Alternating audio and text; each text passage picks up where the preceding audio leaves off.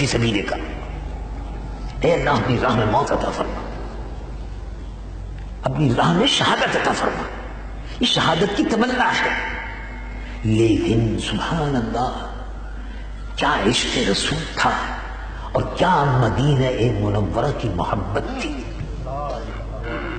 مدینہ منورہ شہر محبوب ہے، اس کا نام ادب سے لینا چاہیے. مدینہ منورہ، مدینہ طیبہ. با ادب لوگ اسی طرح سے نام لیتے ہیں اور بے ادب ہوتے ہیں. با ادب سبحان اللہ. ہمارے اسلاف اور بزرگ کتنے با ادب تھے. جب مدینہ منورہ کا نام آتا تھا کہتے تھے، لکھتے تھے مدینہ منورہ زادہ اللہ شرفا و تعظیما. مدینہ منورہ اللہ اس کے شرف و عظمت کو اور زیادہ فرمائے. مدینہ منورہ علی صاحبہا افضل صلاۃ و سلام. یہ ادب تھا. مدینہ منورہ شہر محبوب ہے، جس شہر پر صبح و شام 70,000 فرشتے درودوں کے گجرے اور سلاموں کی ڈالیاں لے کر نازل ہوتے ہیں. اس شہر محبوب پر ہمیشہ درود و سلام ہوتا رہے. تو میں عرض کر رہا تھا کہ اور اے اللہ شہادت کی موت آئے مگر آئے تو شہر محبوب میں آئے. تو کشمیر، فلسطین یہ آج کے سلگتے ہوئے مسائل ہیں. امت مسلمہ فلسطین کی سرزمین پر بیت المقدس کی آزادی کی جنگ لڑ رہی ہے. ابھی آپ نے سنا بیروت پر یہودیوں نے قبضہ کر لیا تھا. بیروت کے بعض علاقوں پر جو کئی سو کلومیٹر کا علاقہ تھا اور 20 برس سے زائد یہودی اس پر قابض تھے. مسلمانوں کی جنگ جاری تھی یہودیوں سے. یہودی ایٹمی قوت ہے، یہودی کی پشت پر امریکہ ہے. مجاہدین نے تابڑ توڑ حملے جاری رکھے بیروت میں. تو آپ نے سنا کہ پچھلے پچھلے سال مئی کے مہینے میں یہودیوں نے مسلمانوں کا علاقہ لبنان اور بیروت کا خالی کر دیا. آپ نے سنا 3,000 مجاہدین کے مقابلے پر بھارتی فوج نے سیز فائر کا اعلان کر دیا. یہ آپ نے سنا. بھارت نے جنگ بندی کا اعلان کر دیا. بھارت نے امن کے لیے جنگ بندی کا اعلان کیا. بھارت اور امن، ہندوؤں سے اور امن کی باتیں، ہندو امن کی باتیں کرے گا وہ تو منہ پہ رام رام اور بغل میں چھری رکھتا ہے. ہندو ذہن تو یہ ہے، وہ تو مسلمانوں کا دشمن ہے. تو قرآن میں نشاندہی ہو گئی کہ یہ مشرک یہودی نصارا یہ ایک ٹولہ ہے جو تمہارا دشمن ہے. یہ پاکستان کے دشمن ہیں. افسوس یہ ہے کہ وزارت خارجہ میں امریکی ایجنٹ بیٹھے ہوئے ہیں یہاں پاکستان میں، اسلام آباد میں. افسوس کے ساتھ کہنا پڑتا ہے فوجی لوگ سیدھے سادے لوگ ہیں، فوجی لوگ بادشاہ لوگ ہیں، اللہ لوگ ہیں. کیا بات ہے ان کی. امریکہ سے مشیر آ رہے ہیں، فلاں جگہ سے مشیر آ رہے ہیں. ارے بھئی آپ کو امریکہ سے مشیر بلانے کی کیا ضرورت ہے؟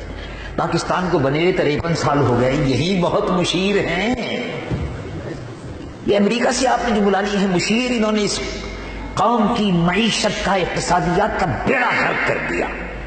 یہ بیٹھ کر این جی اوز کی شکل میں اسلام آباد میں کہتے ہیں کہ کشمیر میں جہاد نہیں ہونا چاہیے. این جی اوز کشمیر میں ہی فقط نہیں، دنیا کے ہر حصے میں قیامت تک انشاءاللہ جہاد جاری رہے گا.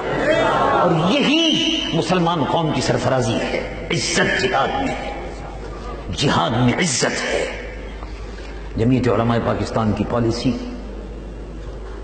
انشاءاللہ تھوڑے ہی دنوں کے بعد کشمیر کے سلسلے میں اور جہادی قوتوں کے سلسلے میں آپ اس کا اعلان کریں گے. ہم بھی سوچ بچار کر انشاءاللہ ہم قریبی فیصلے کرنے والے ہیں، اس کا انتظار فرمائیے.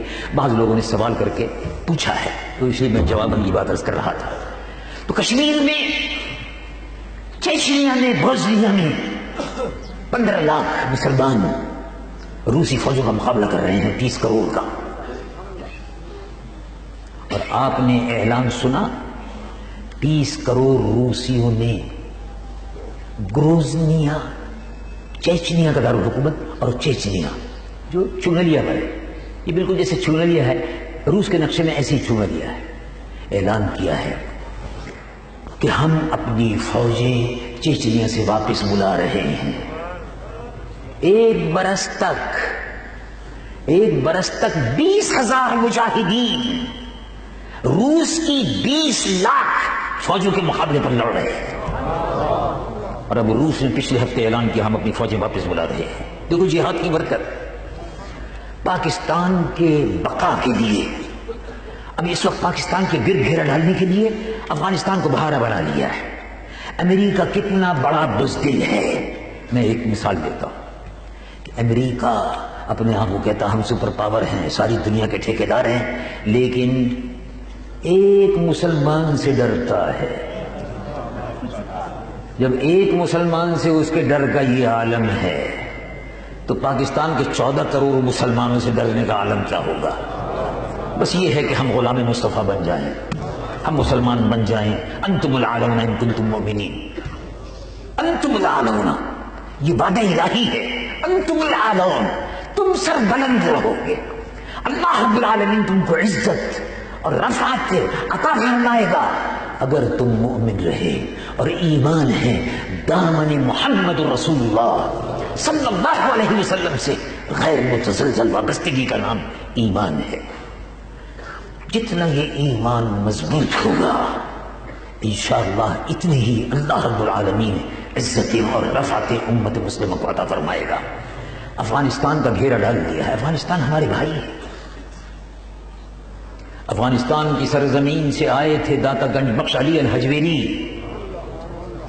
حضرت داتا گنج بخش افغانستان کے ہیں۔ افغانستان سے آئے تھے شہاب الدین غوری جس نے دہلی فتح کیا۔